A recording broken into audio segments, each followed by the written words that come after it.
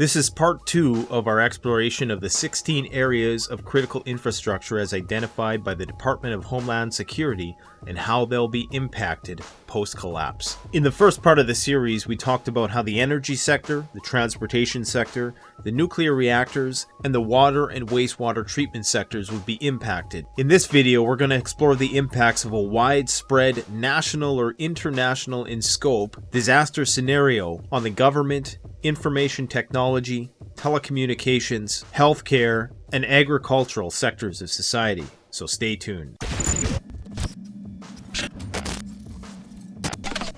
This video was in part sponsored by the Energy Kodiak Power Generator Company. The Kodiak Power Generator is the world's most advanced portable lithium-ion power supply, with over 1 kilowatts of power in a 20-pound package and a peak output of 3,000 watts with 1,500 watts continuous. It can be charged in only 3 hours with a 600-watt input via solar power. And with nearly 2,000 recharge cycles, it's sure to be with you through the worst of a long-term grid down scenario. Use coupon code Canadian Prepper for 20% off this amazing power generator. Now let's get to the video. So these 16 areas of critical infrastructure that I talk about in this series are ones which are identified by the United States government. Most countries have a very similar classification system with similar sectors. So while the prioritization of the delivery of services may vary from country to country for each of these sectors, these 16 areas concisely cover the primary vital functions of a modern society. All of these sectors are interdependent on one another, meaning that one cannot function without the other. They've evolved in tandem and have interwoven the fabric that is civilization. None of these systems can function in isolation. The information technology sector. We currently live in what's been termed the information age. Technological eras that preceded this included the medieval era, the Renaissance, the Industrial Revolution, the Atomic Age, the Jet Age, the Space Age, the Digital Revolution, and currently, the Information Age. We live in a time where we've become powerlessly bound to our technology. We're dependent on it from start to finish every day, for both survival and satisfaction. We are evolving into a cybernetic organism as the lines between the technological and the organic world become thinner by the day. This is currently happening in the form of wearable technology, prosthetics, and other implantables that deliver information to the user or in some way, shape, or form augment our capabilities as human beings. However, the more enmeshed that we become with this tech, the more we will have to adapt if it ever fails. There is now a generation who cannot comprehend a world without the internet and smart technology. They've developed in tandem with these creature comforts, and when they stop working, many a temper tantrum is going to be thrown. If you thought those videos of the kids smashing their video game systems or computers because they lost a video game was bad, wait until these entitled snowflakes have all of their toys suddenly stop working at once. Because of the universal nature of our technology, resilience to the effects of grid down, large-scale disaster situations is at a minimum. The best example of this vulnerability is evidenced in large tech companies that get hacked. So the benefits afforded by these universal applications they offer, like being to, say, connect with anyone in the world in real time on a system like Facebook, it's also its weakness.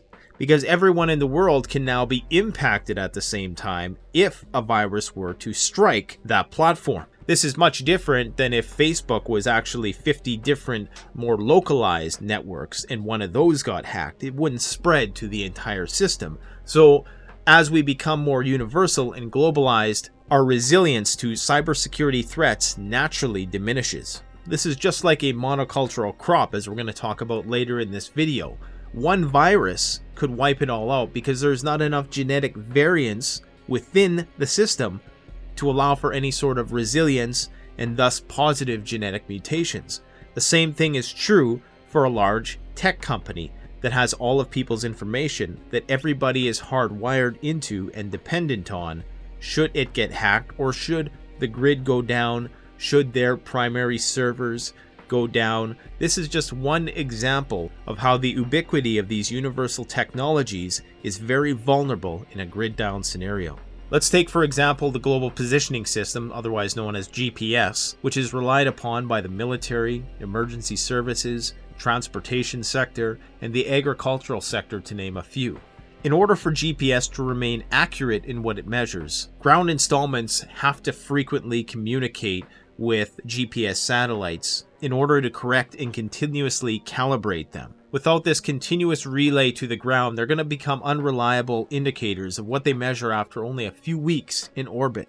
So if the grid were to go down, GPS is only working for a few weeks, and it's going to become progressively more inaccurate as those satellites become more and more uncalibrated. Even though the satellites themselves are probably going to stay up there for 10 plus years, the signals that they transmit within one of these scenarios is going to be useless. So if there is a grid down situation, and for whatever reason the ground relay systems cannot be powered to communicate with these satellites, and you want to know how accurate it is, you can cross-reference the coordinates of the GPS that you're getting with the coordinates on the map of your current location to gauge the accuracy of the readings. As vehicles become more automated and this geolocation technology becomes more ubiquitous, collapse of the global positioning system is going to create a lot of chaos for a lot of sectors: aviation, transport, telecoms, and the military, to name a few. In terms of cell phones, which nearly everybody is dependent on, I just call them digital leashes, and I got one too, make no mistake. They require cell towers that are going to communicate with the satellites in the same way that the GPS does. These, of course, may be compromised in the case of an SHT event, where power may not be able to be allocated to those specific regions. If there's a limited amount of power due to the grid being compromised in some way, shape, or form, this power is going to be distributed on a priority basis. How critical these cell phone towers are for the US plan for disaster management is only known by military and government officials. But we can probably guess, particularly in the case of a high altitude electromagnetic pulse event, which would compromise a significant portion of the transformers in the continental United States and Canada and part of Mexico, the chances are you're not going to be uploading selfies to Instagram. Telecoms may remain intact, but the bandwidth of that may only be available to emergency services, government officials, and the military. Think of how dependent people have become on their smartphones. Now imagine the psychological impact of having those taken away.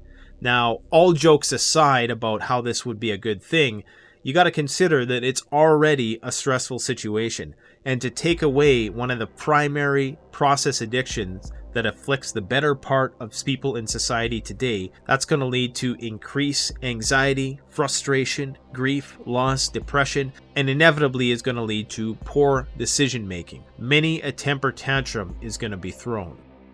Another way that the information tech sector is so critical is by way of education and knowledge. The written word and ideas that are put into print in physical libraries are a dwindling and underfunded institution in society. They're quickly being replaced by the internet and digital media like audiobooks and video. Even hard copies of DVDs and VHS have all been replaced by digital form content. The new infrastructure of the education system is increasingly reliant on information found in web servers and ebooks. As less and less literature makes it to print, it makes one wonder that should the grid go down, it creates a potentially tragic situation where all of the knowledge and discoveries which have been acquired over the last 20-30 years or since the advent of the digital revolution, and even before that, because a lot of those books now have either been replaced or burned or recycled or whatever, if the lights go out and the hard drives stop working, a substantial portion of research which is critical to rebuilding things to the way they are today is going to be completely lost, potentially forever. Even though hard copies of these scientific journals and non-fictional literature may exist out there, they exist now in very limited amounts, which are fewer and farther in between as we progress in the information age. Another potential vulnerability of the information tech sector is this thing called cloud computing.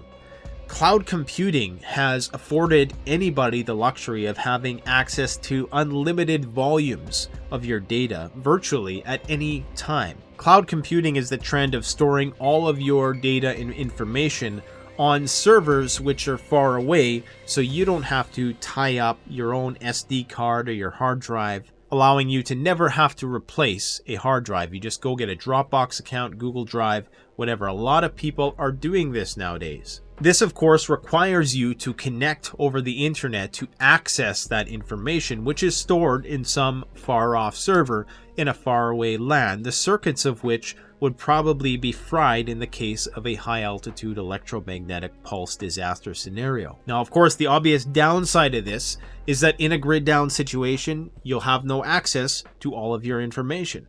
So it's strongly advised to all preppers and survivalists that you limit your dependency on cloud computing and you try to store as much of the personal information you hold so dear on your own hard drives and memory cards. And if you have amassed a library of information that might be useful in a post-collapse grid-down world, keep that hard drive in a Faraday cage. I'll post a link in the top right-hand corner of what a Faraday cage is and how it can protect your electronics in the case of an unlikely but very possible World War III scenario. Now, in addition to storing various multimedia files and PDF forms, you can actually download the entirety of Wikipedia onto a 128 gigabyte SD card using an app called Kiwix. I'll post a link in the description to an Urban Prepper video that provides a step-by-step walkthrough on how you can do this. This is a great way of storing the compendium of human ideas onto a minuscule-sized SD card, so go check it out. Another critical component of the information tech sector is the emergency alert system. Now, the emergency alert system is derivative of the emergency broadcast system, which was an analog-based system, which many people argue functioned better than the current emergency alert system. And that could be just the maturation of the technology hasn't quite gotten to where it needs to yet. Nonetheless, it is integrated into the web. In the United States, the emergency alert system is a direct route of communication from the President of the United States to the people. It does this by utilizing the mediums of radio and television networks, which are all required by law to have the emergency alert system hardwired into them. Some have criticized the emergency alert system, however, as being somewhat redundant because basically this system is going to hijack any live media that's reporting on said event and override the audio of whatever news broadcast is on the screen at the current time with the annoyingly attention-getting generic message that most people have seen or heard in real life or movies or otherwise. This is part of the reason why no president has used it in the past 50 years, because it would tend to just interfere with the live coverage of any major event that was going on by media outlets. That doesn't mean that it's not going to be relevant to people who live in more remote regions where the radio is doing a repeat workday and there's nobody there to report live about what's going on, but the vast majority of the civilian population would be notified by mainstream media agencies just as quickly and with potentially more accurate information and more real-time information than could be delivered by the emergency alert system, although those reports would be somewhat more dubious because it's not coming directly from the horse's mouth. On the flip side, however, they may provide more pieces of the puzzle and be slightly more accurate because, generally speaking, the federal government is going to try to minimize panic in a situation like this and may potentially downplay the seriousness of the event. Regardless of how accurate the message may be, if there is no power source to transmit this message across the airwaves, then the emergency alert system is going to be essentially useless. In terms of telecommunications, we need to understand that almost every transaction in society right now has a paper trail, but the metaphor of a paper trail is no longer really relevant. What it leaves now is a digital trail. So the impact of grid down on the economy would, needless to say, be absolutely catastrophic.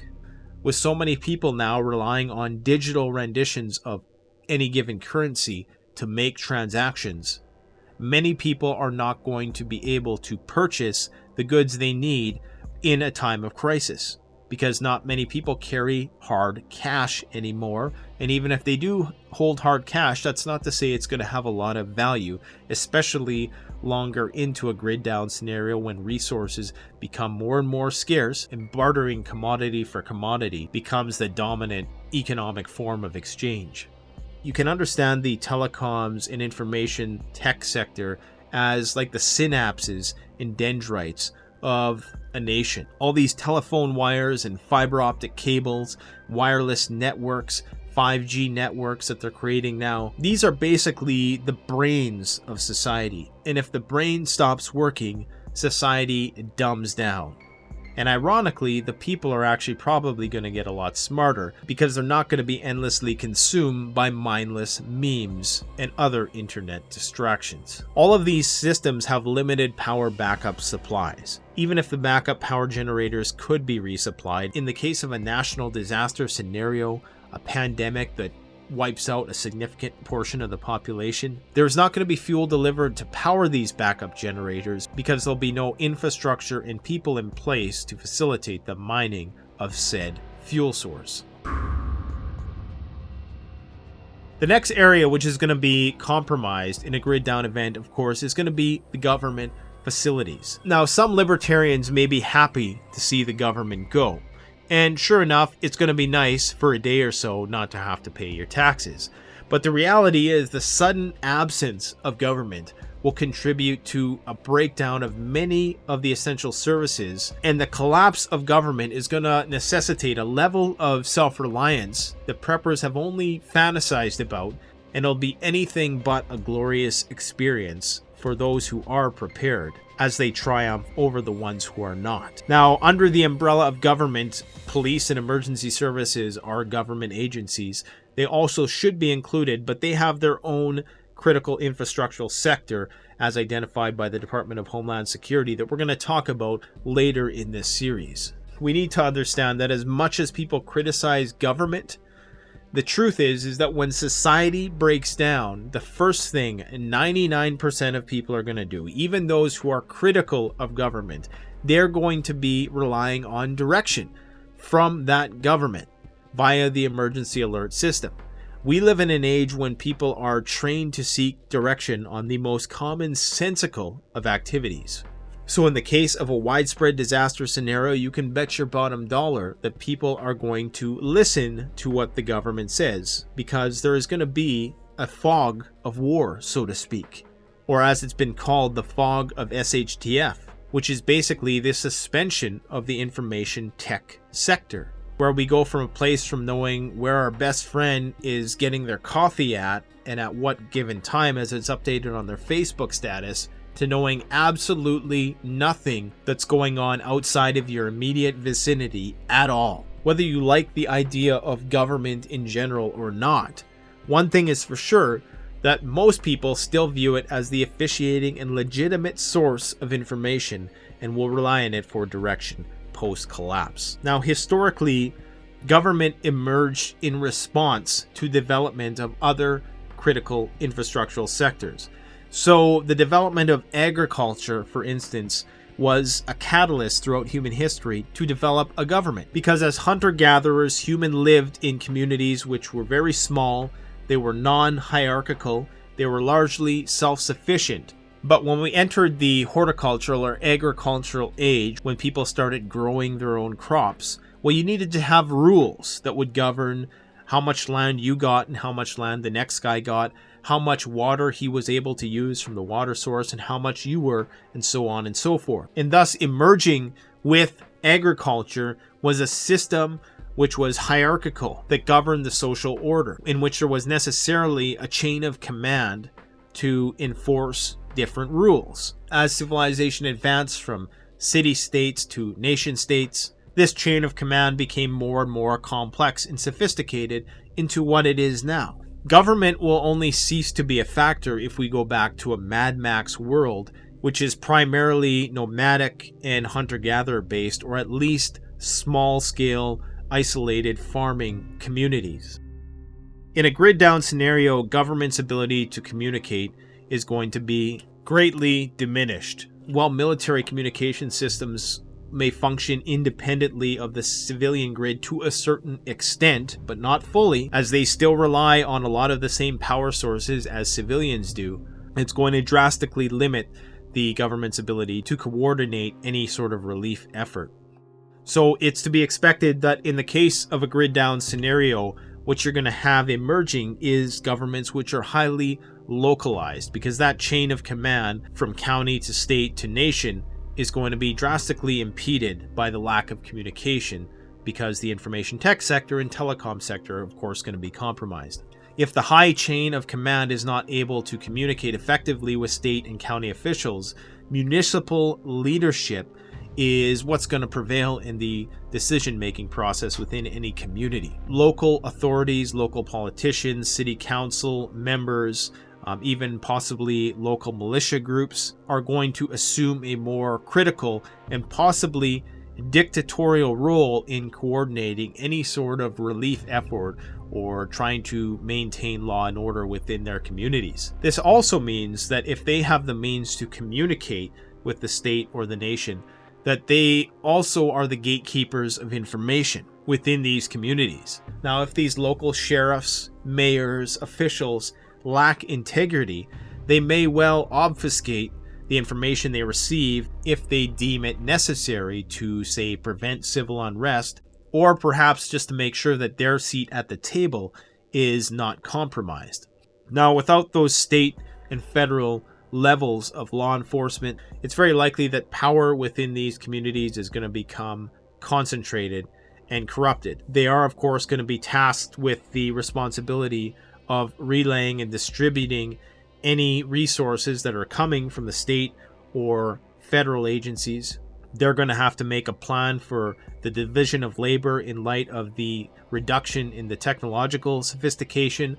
Whatever, technology is no longer working, if that means less telecoms, less transport, less raw materials being mined, they're going to have to figure out a way to divide labor. This may even include a local confiscation of property. And this is probably going to lead to the imposition of some laws which some people are going to think are unfair or unconstitutional. For example, if you are a prepper or a homesteader who owns a plot of land within a smaller community, what's to say that a local official is not going to come by and require you to either give up some of your food or commandeer your land for the purpose of growing crops for the community as a whole? It's very likely that resources are going to be confiscated, and this is going to lead to conflict. Now, in some of these communities, there may emerge some democratic process to prevent conflict which is arising, but in my personal opinion, it would probably take a fairly enlightened community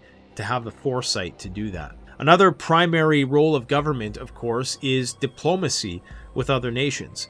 If you don't have a US government, you essentially don't have a US to anybody else in the world.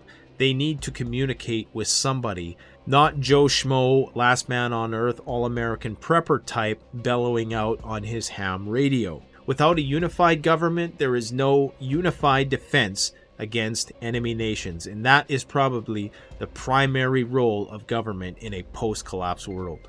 And don't get too excited about the lack of taxation, because it's very likely that resources will certainly become extorted or confiscated post-collapse, and that the seemingly innocuous process of taxation will become less and less remote and more in your face, which is going to amount to a gun to your head saying, if you do not give us enough of your stuff, we are going to make life incredibly difficult for you, if not just take your life away. Now, I've realized that this video has gone on a lot longer than I originally expected it would.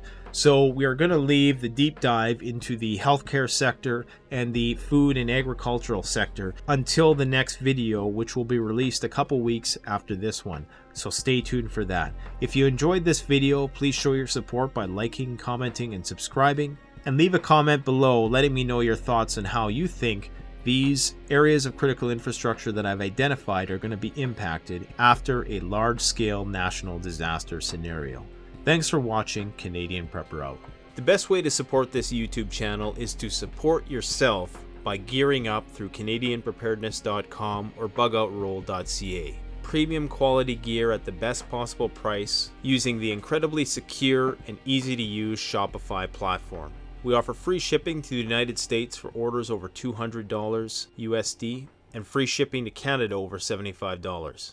So support the channel by supporting yourself.